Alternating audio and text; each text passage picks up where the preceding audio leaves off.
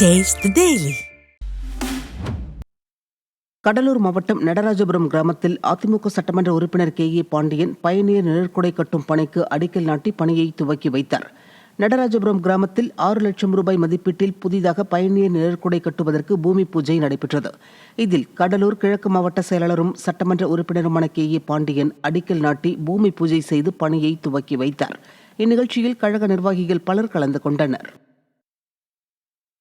தேனி மாவட்டம் ஆண்டிப்பட்டியில் உள்ள தமிழ்நாடு நுகர்பொருள் வாணிப கிட்டங்கியின் கீழ் பணிபுரியும் சுமை தூக்கும் தொழிலாளர் சங்கத்தினர் பல்வேறு கோரிக்கைகளை வலியுறுத்தி ஒருநாள் வேலை நிறுத்தத்தில் ஈடுபட்டு ஆர்ப்பாட்டம் நடத்தினர். தங்களுக்கு நிரந்தர பணி செய்வதற்கான அடையாள அட்டை வழங்க வேண்டும் உள்ளிட்ட கோரிக்கைகளை வலியுறுத்தி இந்த ஆர்ப்பாட்டம் நடைபெற்றது. தொழிலாளர்கள் பணிபுரியும் இடத்தில் குடிநீர் உள்ளிட்ட அடிப்படை வசதிகளை கூட விடிய அரசு ஏற்படுத்தி தரவில்லை என சுமை தூக்கும் தொழிலாளர்கள் வேதனை தெரிவித்தனர். கிருஷ்ணகிரி மாவட்டம் தட்ரஹள்ளி சந்திப்பு சாலையில் போக்குவரத்திற்கு இடையூறாக உள்ள திமுகவின் கொடிக்கம்ப பீடத்தை அகற்ற வேண்டும் என வாகன ஓட்டிகள் கோரிக்கை வைக்கின்றனர். உயர்நீதிமன்றம் கொட்டு வைத்ததால் மாவட்டத்தில் உள்ள திமுக கொடி கம்பங்கள் அகற்றப்பட்ட நிலையில் ஆங்காங்கே கொடி கம்பத்தின் பீடம் அப்படியே உள்ளது. அந்த வகையில் தட்ரஹள்ளி 4 முனை சந்திப்பில் திமுகவின் கொடிக்கம்ப பீடம் சாலைக்கு அருகாமையில் போக்குவரத்திற்கு இடையூறாக உள்ளது.